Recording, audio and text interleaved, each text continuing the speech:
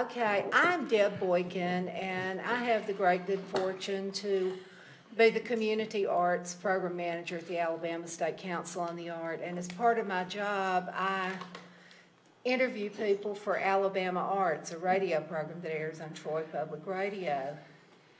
And I have been fortunate enough to interview the gentleman to my right, Spooner Oldham, and I have also interviewed, through Judy's good graces, her husband David Hood, who's one of the original Swampers. And I'll just tell you quickly, if you saw the movie, there's really no need for me to go into a long introduction of Spooner, but I will say this. Past the period of time that was covered in the movie, he was performing in California in the 70s and 80s. If you looked at the back of albums, you would think, well, all you need to do to have a hit album is to have them, it says Spooner Oldham on all these. Wow. So, and he's still playing, he's still performing, and I have never met anybody who's any more generous with his time and expertise. The last time I saw him, he had been working with a young, and he'd been recording the night before with a young musician, and he's just an all-around great person. Well, thank you, Deb. And so it not to be. So is Judy Hood, who is too young to have been around in the time of the studios, that we saw in the movie.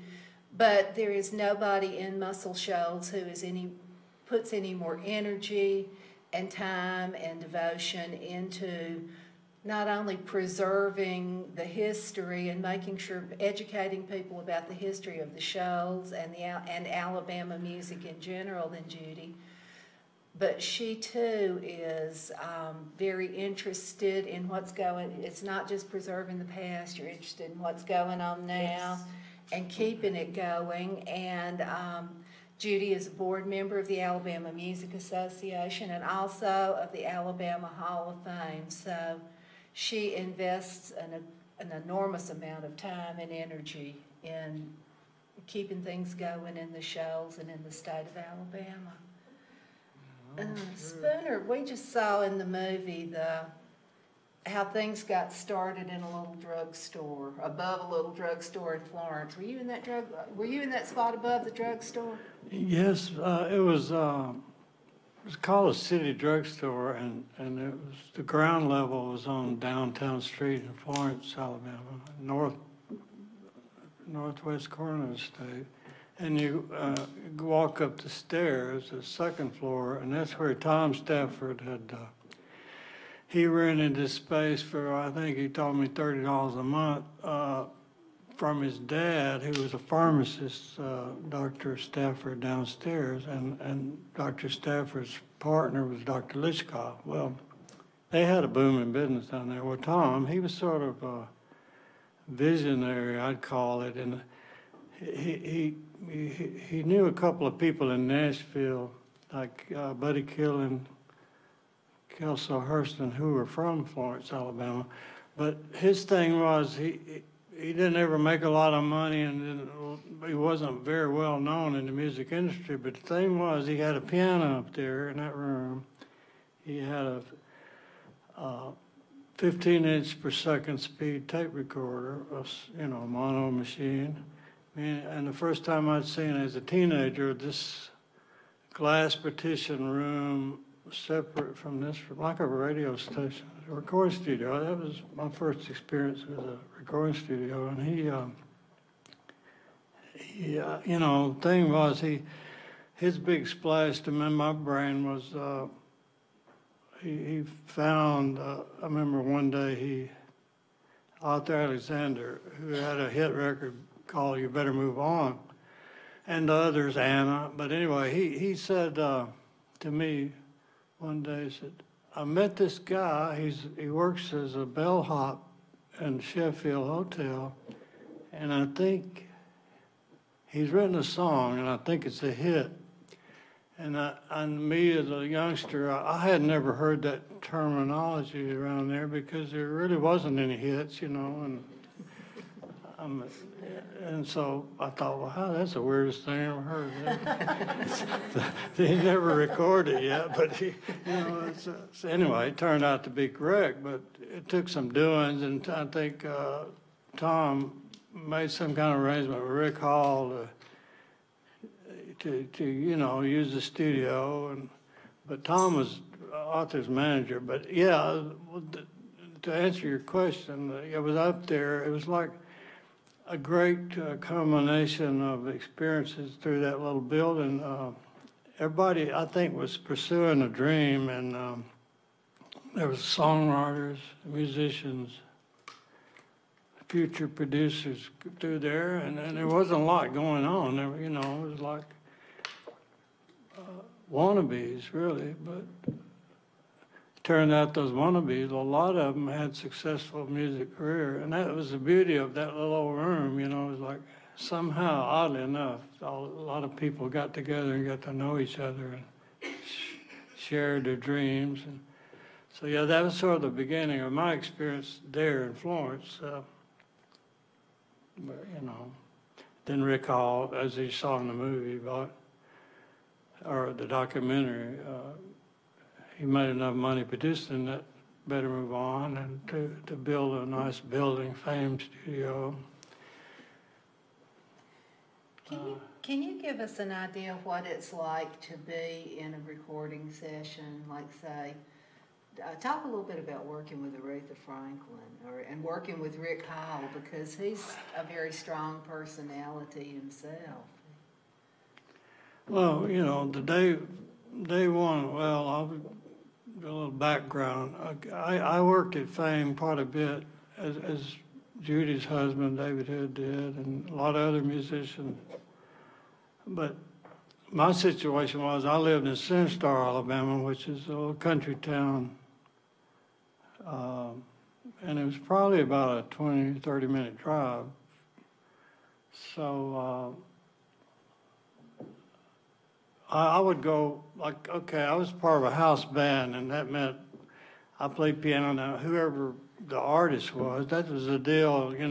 We were a band, drum, bass, piano, and so forth. And singers without band would come there, and we were the band.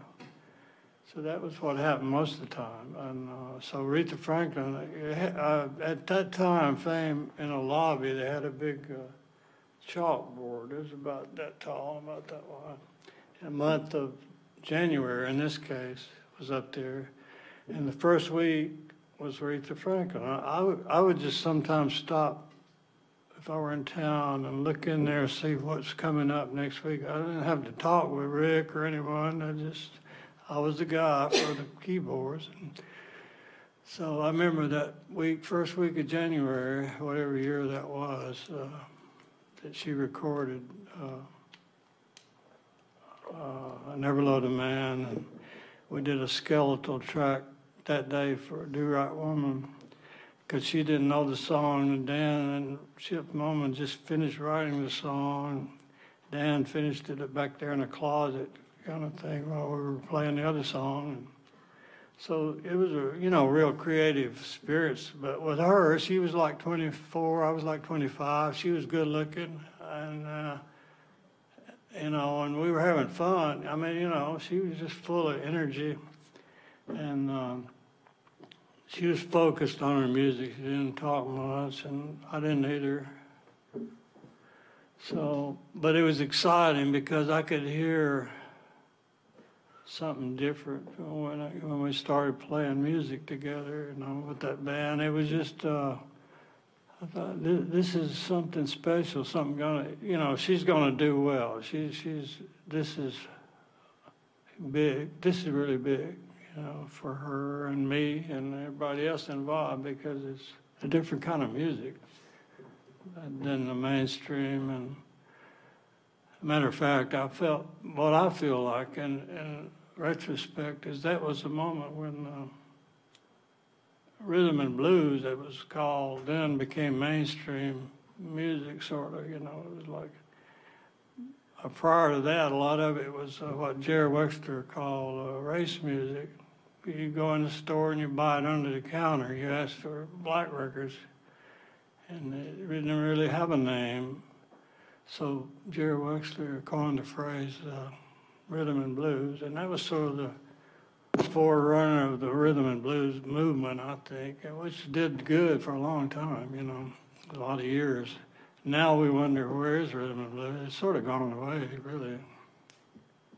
Such is life in the fast lane, you know, just keep moving. Well, you know, you never can tell. It's gone, but there's no telling when it can come back. Oh, that's, you know, that's another thing, Tom Stafford, my mentor kind of thing. He didn't play an instrument, didn't sing, but he loved music, you know, and he said, you know, Spooner said, I think everything goes in cycles, 7-year cycles. Music, clothing, fashion. And I haven't found that to be false, really. You know, something keeps coming back around in a little different form, you know, but it never goes away, really, all those things. Well, that's true. You know, don't throw it away. It will come back. Give it 7 years. And I know, that's tough on my closet, too. I need another closet. Oh, man. Well, you know, when we were, those of you who saw the movie, and especially those of us what we'll call a certain age, it's you know, it's like watching the soundtrack of a lifetime when you see these songs go by. And both of you grew up in the Shoals, didn't you? Yeah. So was there any sense at the time there in the Shoals of what was going on? I grew up about 6 blocks from Muscle Shoals Sound Studio from 3614, and David actually grew up about 3 blocks from me, but he was 12 years older than me, so clearly we had not connected at that time. I think even in Alabama that would have been considered very poor taste. But I caught up with him later. But it was really interesting, like when I was in junior high and high school, you would hear, oh, Rod Stewart's down there at Jackson Highway, or the Stones, and we thought it was an urban myth. I mean, nobody really believed it. I was like, Mick Jagger, get out of here, you know. Bob Seger, I don't think so, you know. But then people would occasionally see him around town, but it was a very tightly held you know, the sessions were very tightly held because you really wouldn't get much done. Yeah. Part of the beauty of the Shoals at that time was people didn't know some of these people were if they saw them on the street. And think about, there weren't music videos back then. Right. You know, you weren't as likely to know exactly what a person looked like. Like, what does R.B. Graves look like? You know, I mean, and now we see, you know, with social media and so much more visual contact. So in Muscle Shoals, they could kind of walk around, in some cases, not be known. I remember seeing an interview with Mick Jagger where he talked about being able to sit in front of the old Holiday Inn there. Yeah. And nobody knew who they... You think about that. He couldn't sit outside anywhere else. We knew he wasn't from around here. Weren't sure who he was. When I heard that, I was thinking, well, welcome to North Alabama. That's right. That's right. Was it intimidating, Spooner, to be, when people of that caliber started coming to the Shoals, was it intimidating at all to play with them, or did you think of it that way? No, I have a odd take on all that stuff. First of all, you try real hard, because there's every situation, every studio session artist I work with, there's always somebody I feel like maybe a little better player than me or have a bigger reputation. But on the other hand, I'm always learning from these people. But I think my craft is such that people that want me in the room expect me to do something creatively that they can't write down, or they want my take. So I've got a little corner of my world where I feel just really as special as anyone. You know, it's an ego thing really, but it works, you know, to have an attitude where it's like you try to be equal, you know, that's the deal. And if you're equal, you're not going to get hurt, you're not going to hurt anybody. Oh, yeah, and once the music starts, it all Well, yeah, falls away, doesn't it? music inspires, hopefully, and everyone in the room working together. And if you do something a little, somebody look over there, oh, that's, I like that. But that makes you feel good when, that it's sort of a domino effect. When the music's sounding good, you're all feeling good. Yeah, it works. Just be there. It's like sometimes, I've never been to AA, but I think you just got to show up sometime and get your lesson. This would be MM or something. Well, you have such an amazing reputation as a keyboard player. Tell these folks what your first instrument was. Let's see. My dad had a band, and when I was a little toddler, I remember hearing them rehearse. He played mandolin, and I think I got him one day. He was a disabled veteran, had a Battle of the Bulge head injury, and it became paralyzed on his right arm and leg. So, but I'm thinking, well, he had to give up music, and I felt, that wasn't so nice. And I think he's got a mandolin back there in the closet, sitting on the sofa one day. I thought, well, I wonder. Now, he had to hold that in his left hand. I wonder if he could show me some chords. I was wanting to play something. I didn't know why, but I wanted to learn something. So I thought, well, he may or may not remember. This is a chancy risk, but I'm going to do it. I'm going to sit there. Dad, can you show me some chords on the melody? Sure.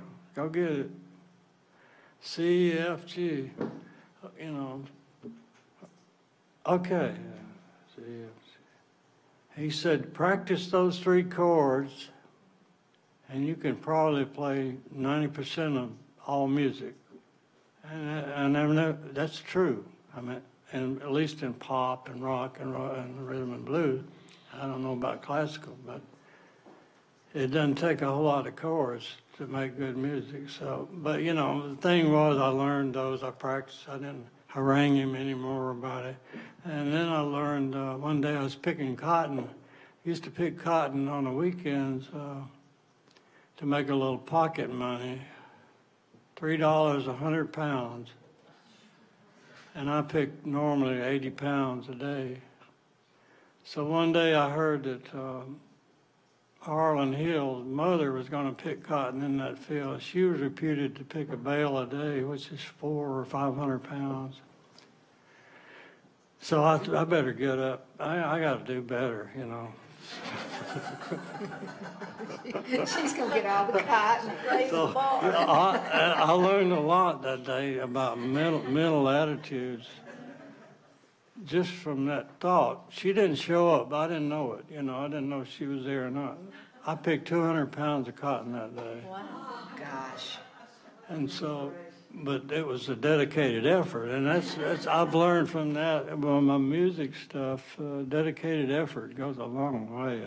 Show up, be there, do your best. But and then when the guy picking in the row next to me, my friend Bill Patton, he said one day, I got a guitar I need to sell. I said, what is it? How much you want for it? $12. I'll take it. I didn't know a thing about guitar. It was just an old cheap guitar. It wasn't a bargain or anything, and the strings are so high off the neck, you have to press really hard to make a sound. And you get your fingers calloused and sores real quick.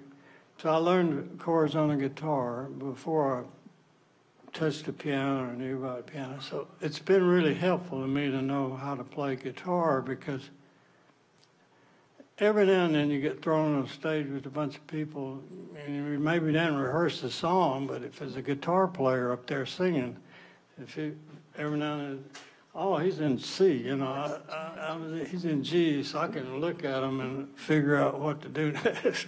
So that was a real help.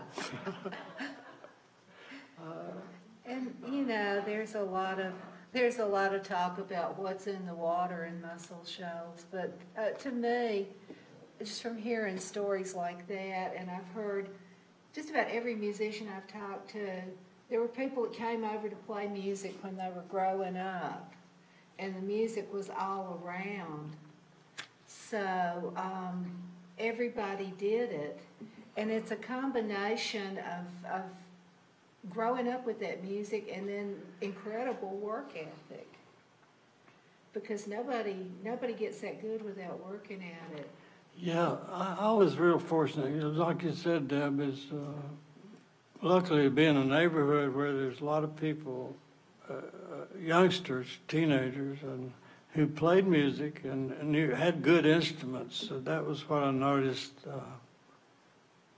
And they maybe getting in the summertime or spring out in the yard under a tree or on the porch or in the living room of your grandparents' house. So those sort of communal get-together things were prevalent in my upbringing. And so when I became a little older and started being in bands and playing more music,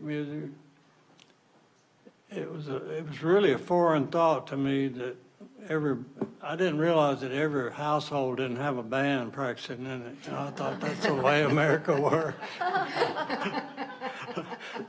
so I just, it reminds me of something Ron Howard, they was asked, you know, the actor with Andy Griffith show, asked him about being a child actor. What was it like? And so forth, how did you feel around other people? He said, well, I thought all children were child actors. I guess all his friends were. So yeah, it's a little different. If you're around something a lot, I think it's a lot easier, you know. And then you got to be willing to sit there and play that guitar. The people who make it are the ones who are willing to spend that time playing that guitar with the bad action till you can change. Exactly right. Yeah, a lot of people give up, I think, pretty quick with, oh, my fingers are sore, you know, I can't take it anymore. Separates the men from the boys. It does. Well, and it's there's a lot of work to being a musician and being part of a musician's family. I mean, can you talk a little bit about, oddly enough, David was never much of one to tour, but now he tours a lot, doesn't he? Yeah. He has been. He worked with a British rock band called the Waterboys. They cut a record in Nashville about 2 years ago, and the manager, it was Dan Penn's manager that hooked him up at the session, had Mike Scott, who was the lead singer for the Waterboys, said, I want a Muscle Shoals kind of musician on this. I wish you could find me somebody that kind of sounds like David Hood. And so Lisa said, well, what about I get you David Hood? And so he went up and did the session, and they all hit it off, and they asked him if he wanted to tour, and no, he doesn't do that. I mean, he's been to Europe a lot through the years, but it would just be go over there, cut a record, come home, go over there, do a show, come home. He had not toured a world tour since he worked with Steve Winwood in the 70s. And at the time that he was going to start this touring, he would have been 71. And they kept at him until finally he said, okay, I'll do it. And I think it's been real inspirational to a lot of people, because I have friends in their 50s and 60s who tell me they're too old to do something. And I'll go, well, my 72-year-old husband played a rock show in Norway last night. What'd you do? You know, it's because I don't think that dreams have expiration dates. I think if there's something that you love, that you should do it. So last year, he actually did 112 shows in 17 countries on 4 different continents. Now, all that said, he was rocking along pretty good till 2 weeks ago. And he had an accident in Norway and broke his wrist. So he's home now for a bit, off the road, recovering. And I guess I'm playing nurse. I don't know if I'm Nurse Ratched or... Well, you're probably whichever. Yeah. Whatever's called. But he's going to be fine. He's going to be in the cast a few more weeks, but he's going to be fine. But yeah, I think when you're a musician, that's what you are.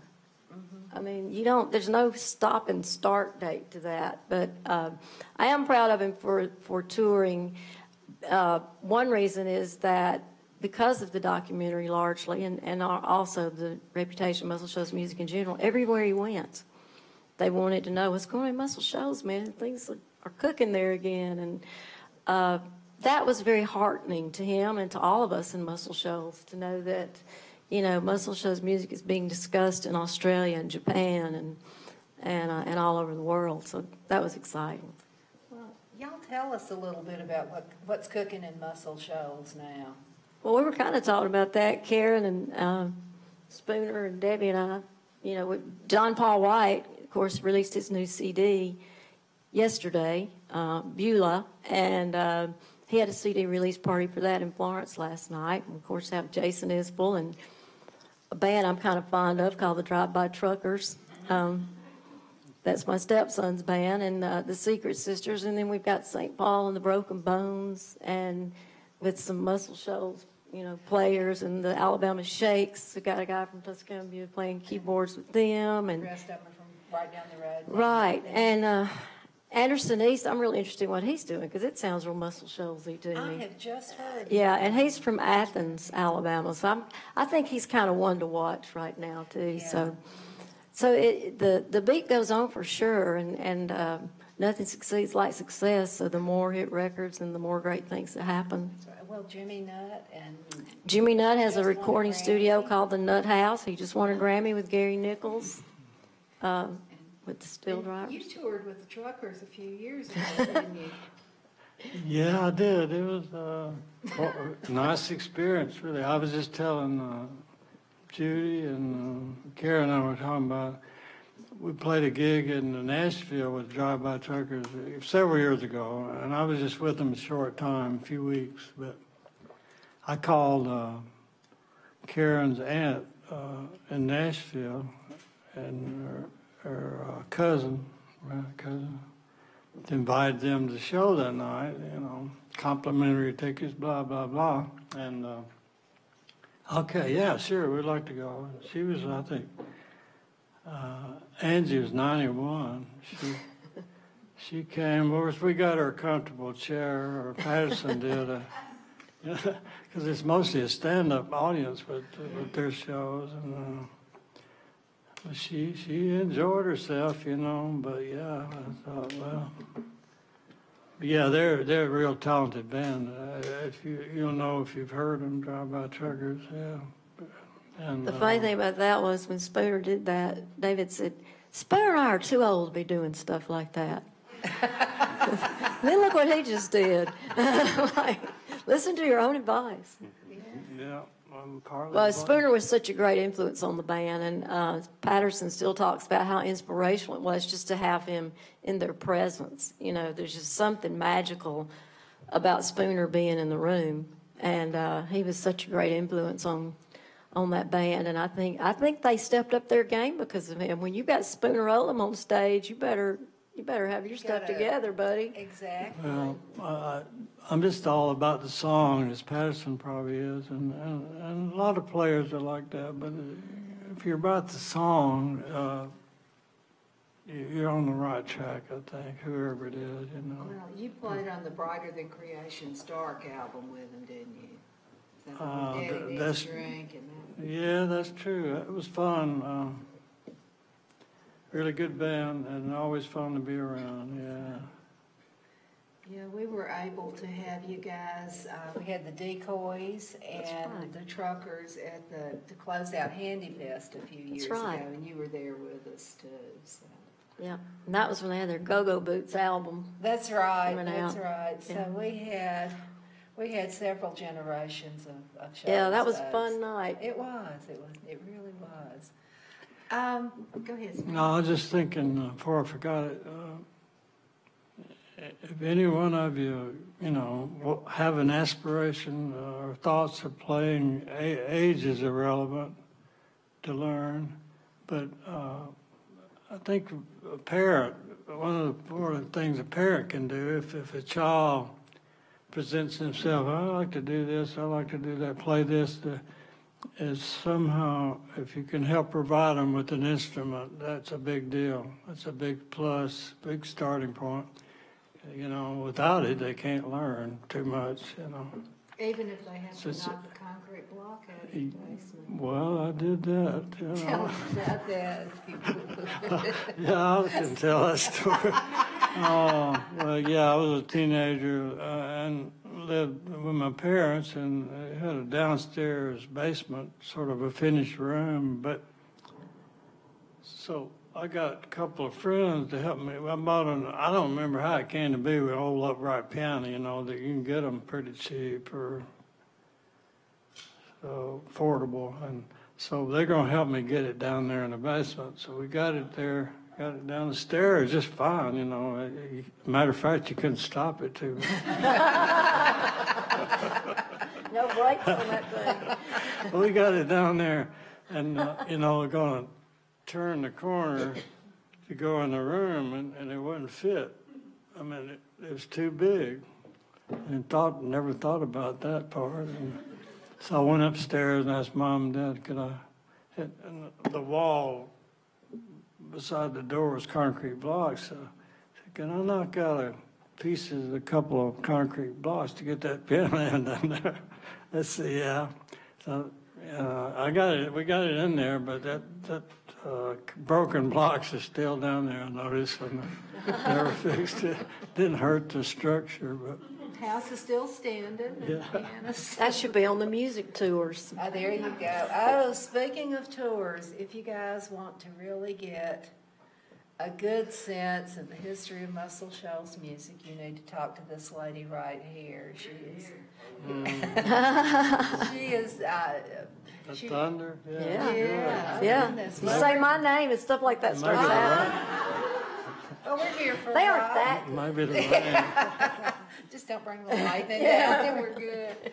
Tell them about the Swampette Tours, Swampette. Well, Debbie Wilson is here, who's with the State Tourism Department now, and I have to give her the credit or the blame or whatever. When I turned 55 5 years ago, David and I had a long talk about where we were going with our lives, and he wanted me to retire from corporate America because I worked for corporate communications in Memphis. We lived in Muscle Shoals. I was traveling all the time. So I retired with the intention of writing a book about David and starting a small consulting business. Well, Debbie knew that I had retired, and they called me one day and said, there's a couple of people in town. They'd like to see the studios. Do you mind just, running them by Fame, running them by Muscle Shoals Sound? And we were like, okay. And I had always kidded through the years that I was a swampette, since David was a swamper. And they said, look, let's just call it the Swampette Tour. What the heck? And it was a complete lark. I mean, I did not retire to be a tour guide, I didn't think. But the concept kind of caught on. And because coming on the heels of the movie, people really were wanting to go into these sacred spaces. And we have had people from all over the world coming to Muscle Shoals. I'm chairman of the board that's restoring the original 3614 Jackson Highway studio, and we're not really even officially open. And in the past 18 months, we've had 30,000 visitors from 42 countries in every state in the union. And our website says we're closed. What you gonna do when you I don't know.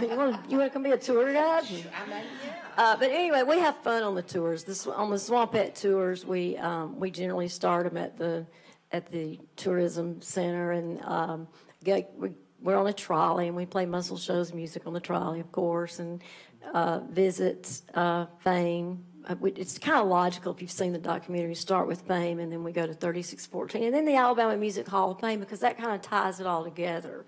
And the Hall of Fame celebrates the rich diversity of our music, not just rock and roll and rhythm and blues, but classical music and bluegrass and gospel and you name it. So we have a lot of fun with the tours. I was doing them monthly, and David was like, every time we try to do something on Saturday, you've got to get on that trolley. So now I do them quarterly for the public, and then I do a lot of private Swampette tours. But they book through Florence Tourism, so if you're ever interested in, I do love to share the magic. So, and the next one, I could have sworn was September 4th. But It's actually Saturday, September the 3rd. It'll be Labor Day weekend. We've got one. I think there's a few seats left on that one, I think. It books through Florence Lauderdale Tourism. It's a great place to spend your Labor Day weekend, yeah. It's a stunning tour. Bless you. These are satisfied customers. That's right. Yeah, I remember y'all. Because I always remember when I have people like y'all on the tour because you were so engaged, you know, and you clearly had a passion. She's the best tour guide in the world. Okay, I'll give you your $5 just as soon. Thanks, Dad. No.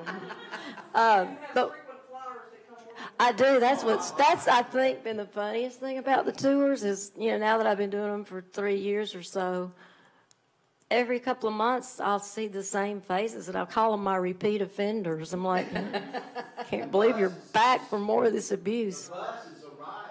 Yeah, we have fun on the trolley. Have you and Karen taken the tour? They are the tour. Spooner I is. haven't taken the tour yet. I know it's good.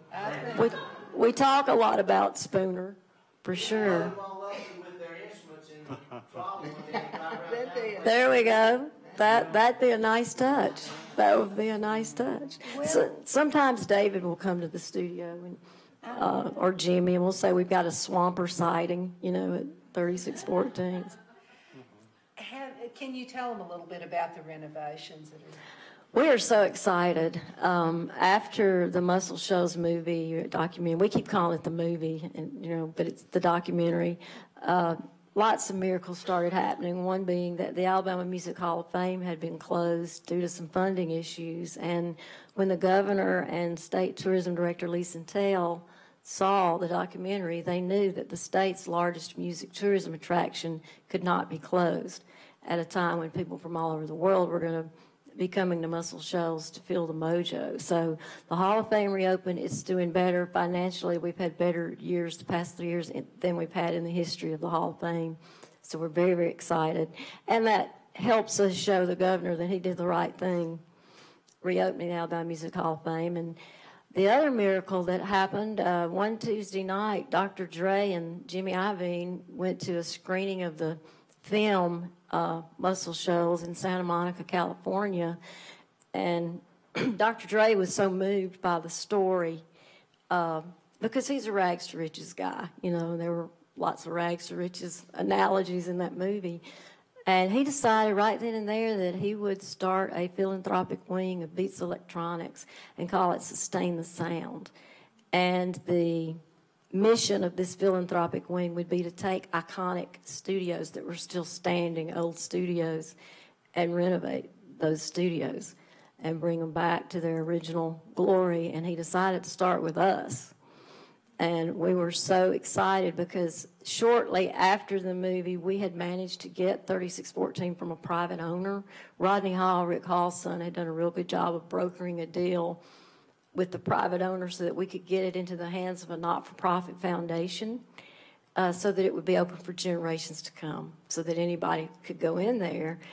And we really thought we were big shots on that foundation board when we got that done until we realized now we have a fixer-upper with no money to fix her up, you know. So we started thinking about capital, you know, how we're going to raise this money. And then Dr. Dre saw the movie, and it really was a miracle. And by the end of that week, he had Rafferty Jackson, his chief legal counsel, in Muscle Shoals. And we began, you know, discussions about how that was going to work. So it really has been one miracle after another. So the renovation is nearly completed, and we're now getting the studio technical parts of that together. So we're excited. We hope within the next couple of months we'll have it open. It will be a tourist attraction and a recording studio. How are we going to do that? That's a very good question. Our board goes back and forth, but we feel a moral obligation to have it open for tours because of our rich musical heritage. But also, it's in the best interest of Muscle Shoals Music to have hit records coming out of there again, too. So we're going to try to somehow accomplish both those goals. I'm sure we'll get another miracle to help us figure that out. Keith says it's rock and roll heaven, man. You know, so who knows? I tell you, I've seen so many miracles in the past 3 years that nothing surprises me anymore. You might try just sending him a bill. You never know. It's worth a try.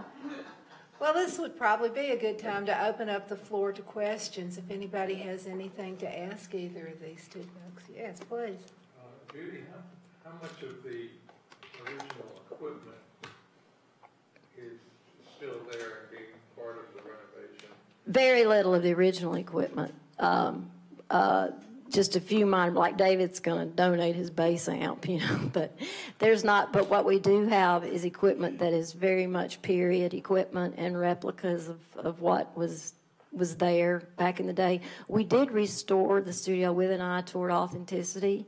So when you walk in there, it looks very much as it did in the 70s. We even found some ugly orange carpet like you had in the 70s. They still make that stuff. I was going to ask if there'd been a run on. Yeah, so and we did make a couple of changes in the interest of modern technology. We do have heating and cooling in there now. And the roof doesn't leak, and the plumbing works pretty much most of the time. But other than that, the building looks very much like it did because Beats had sent interior designers in there and architects, and we had studied old pictures and film clips, and David and Jimmy were very involved in, this was over there and that was over there, so that it is very much intact from an authenticity point of view. Some of that original equipment either doesn't exist anymore or we don't know where some of it is. They have tracked down some speakers and a few things like that. But everything in there will be a replica of what was there and very much period pieces that would have been typical of what would have been there in 1970. And any of those spaces been put to other purposes? Yes. In the meantime? Before we bought it or since we... Well, before we bought it, it had been a number of things. At one point, it was an appliance store with a used stove sitting right where Mick Jagger listened to the playbacks of Wild Horses, and I think there was an old sink sitting where David used to play his bass lick. So it's been a lot of different things. So there's all these rumors that it was a casket factory and that it was this and that. But if you've ever been in the building, it's a very small building. It's highly unlikely that it was a factory. Yeah,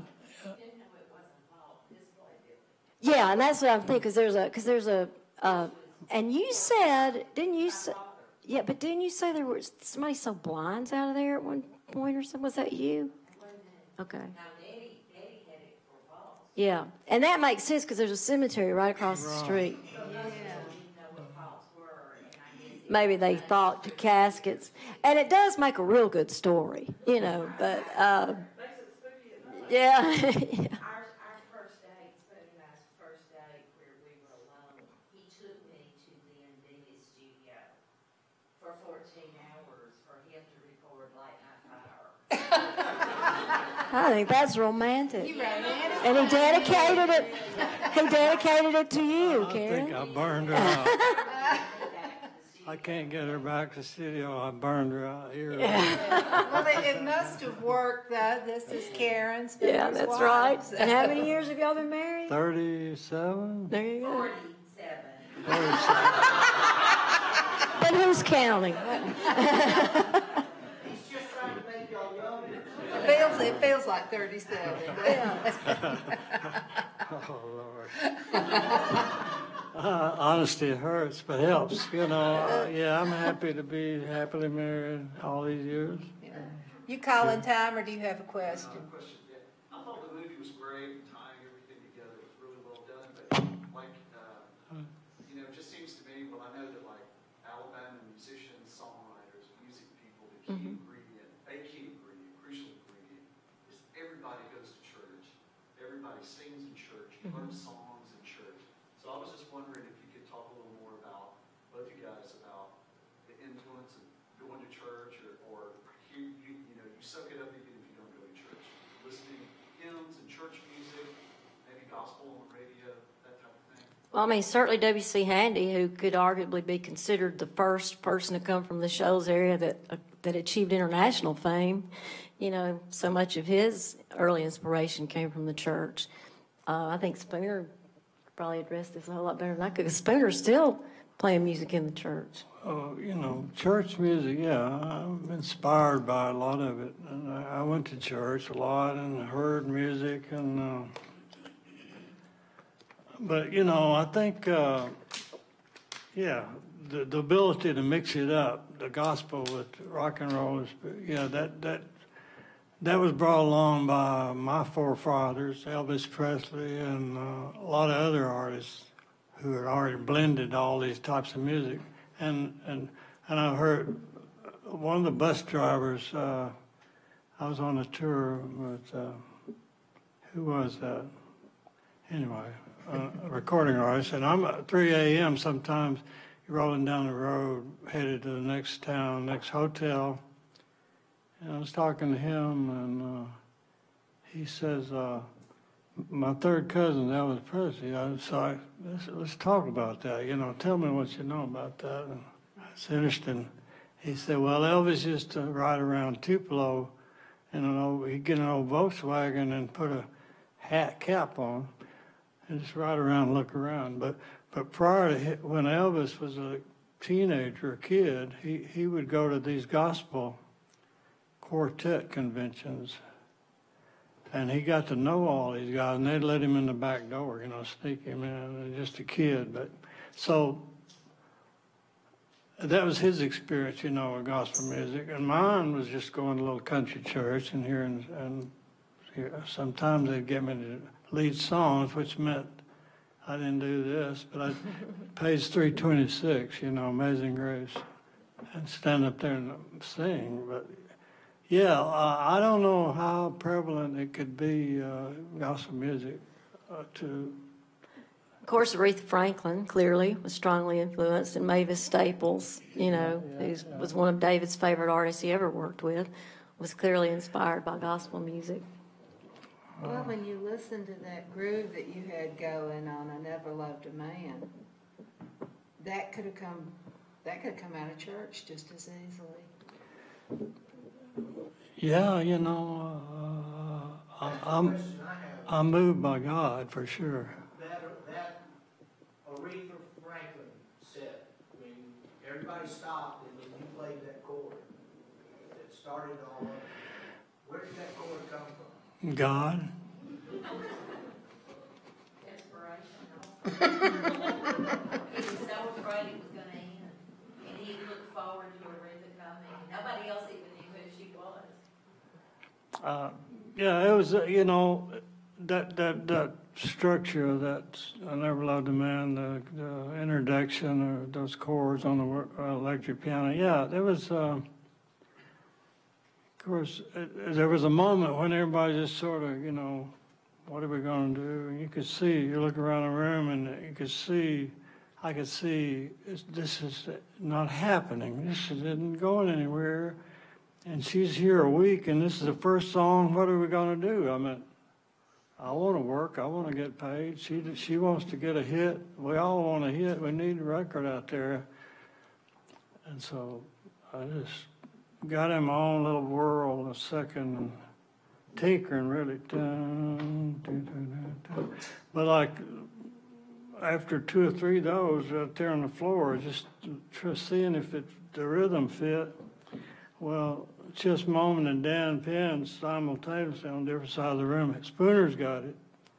So then I started playing along with that rhythm, and just, there you go, you're up and running. But yeah, it could have been anybody or anything. But sometimes things need a little coaxing, and that just happened to be my moment to shine, you know.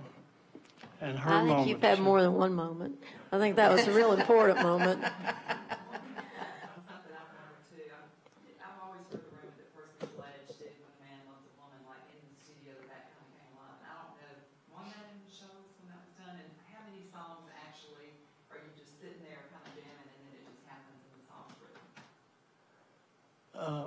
I got the first part of the question. I didn't hear when a man loves a woman, I heard. Yeah, and she asked, how many times are you in the studio? And it just kind of gels there in the studio. The song almost kind of writes itself. I sometimes just go back to basics. That song when I was a woman, I got a phone call, would you come play keyboards on this recording?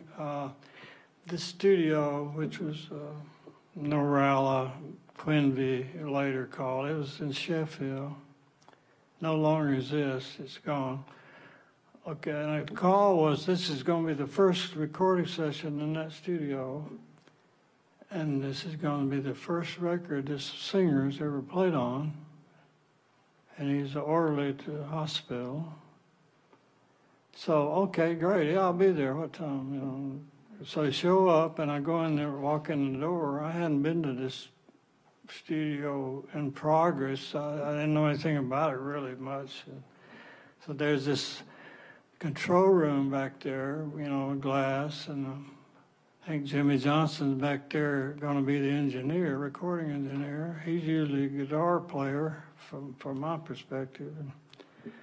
And there's Junior Lowe with his Fender bass, electric bass, and there's Roger Hawkins, his drums sit there, and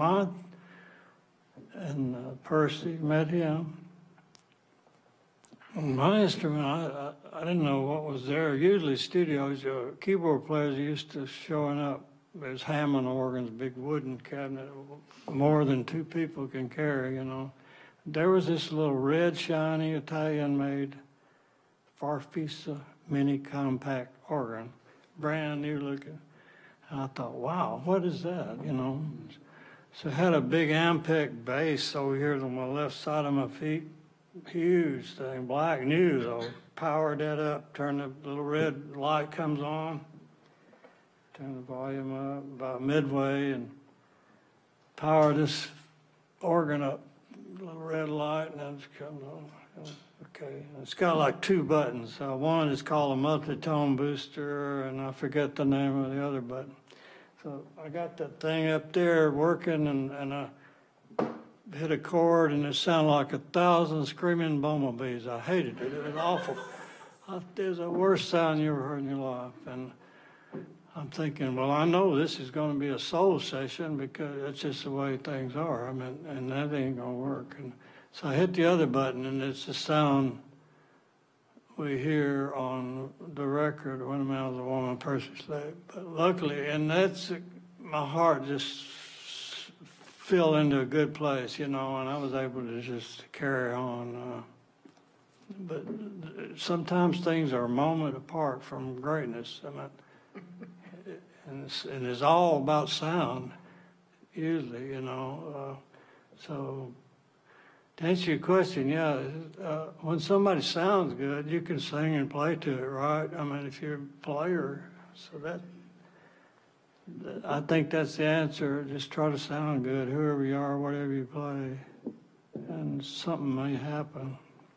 But when you went into that session, you just heard him sing it through? We didn't work on it long, I don't think. Yeah, we just started playing and singing. Sometimes that's the way it goes, you know. That was one of those days where, you know, the chords, he's singing, he knows the song, and it's just sort of easy to play along with him, you know. It's just magical feeling all of a sudden. And I don't know, I don't think we did it over 2 or 3 times till we had it, you know. We didn't practice it, we didn't talk about it, we played it, you know, there it is. So it was fun, it was a lot of fun, yeah. And I remember going out, when we finished the take on that, I went to the little lobby thing, and it had a Billboard magazine. It's a trade paper, music trade paper, and I don't know what full-page ad, which they're pretty expensive. I don't know what they cost, but the Beatles are coming, and I'm thinking, what is that? Who is that? But that was a time frame. We were doing that, you know. Yeah. Judy, you described the importance of reopening the Hall of Fame. Can you talk some more about how the local governments in the Shoals area are approaching this as an economic development opportunity for the area? You know, is this part of the Muscle Shoals? Definitely the tide is changing. with our local municipalities who now see the value, you know, because the economic impact has already been astounding at the local hotels and restaurants. And with the influx of tourism, everybody that comes there is going to eat a meal. The international tourists are going to be spending a few nights. And so I think we've made believers out of them. The other wonderful thing that's happened is the local business community has embraced the Hall of Fame and Muscle Shoals music. And that, for me, is so refreshing because I've always, you know, been in situations where I was fundraising for music on one way or another. And I'm always, you know, with my hat in my hand, they hate to see me coming kind of thing. And now they're calling me and saying, what can we do for the Hall of Fame? We love where you're headed with this. And that has been just so gratifying and so exciting. But everybody, you know, is happy about what's going on. They want to see it continue, and they want to personally be a part of it. And music is a universal language, and this music belongs to all of us. It doesn't just belong to the musicians or the musicians' families. It belongs to all of us. And I think there's a lot of pride and ownership in it now. And that's fun for me to see. It's a lot of fun for David to see, for sure. And it's so great that there's so many people working, Yeah. so many working musicians in the Shoals now, and you can actually hear music without driving to the Tennessee line if you're there. On many nights, and we're hoping to make that even better. That's another goal of the Muscle Shoals Music Foundation, because the people come on the tours and then they go, now where can we go hear some of this music, you know? And so that's kind of we're kind of hitting our city leaders pretty hard on, you know, let's give them the next step. They want to hear some live music. Let's get more venues. So, but David laughs because, you know, there was a time when there was a little bit of a lull in Muscle Shoals music. It never went away. It was always viable, but it had become a little less vibrant. And the documentary has reignited a spark. But David, there was one period of time when we would go to, you know, we would say we'd go to London or somewhere, and he'd get off the plane, and people automatically, oh, there's David Hood, blah, blah, blah. I said, I got to get you back home before you get the big head. And they would have albums he played on 20 years ago. And but his joke about that was he goes to London and can't walk down the street without somebody knowing him. In Muscle Shoals, he had to have 2 forms of ID to get a check cashed. So, yeah, maybe 3. And I think that just speaks to a prophet's without honor in his own country sometimes. But since the documentary, our local community has re-embraced Muscle Shoals music in the Alabama Music Hall of Fame, really in an unprecedented way. When the business people started calling me, I thought, I don't know what I'm smoking, but I think I just got a call from a major businessman wanting to give thousands of dollars to the Hall of Fame. So we're very excited about where it's all headed. That's great. I was at the Hall of Fame recently, and it's made a huge difference. You've been able to add a lot. If you haven't been to the Hall of Fame in the last, you know, year or so, get thee back up there. Get thee up to the Shoals. There's a lot going on up there that you'd enjoy, that you need to see. And you never know who you might see walking down the street. That's right. Might see Spooner in the grocery store. Spooner. See Karen at Ruby Tuesdays. That's right. If he wants to cash a check, help him out. Yeah. Any other questions? Well, we really appreciate your spending time with us today, Spooner and Judy. It's been You're a pleasure. welcome. It's been fun. Yeah, glad y'all came. Yeah. We would have been lonesome without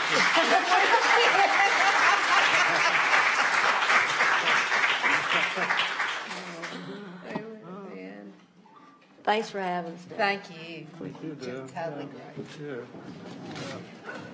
I didn't even get you to tell the swimming pool story, Spooner. Well, next time. Next time. Funny.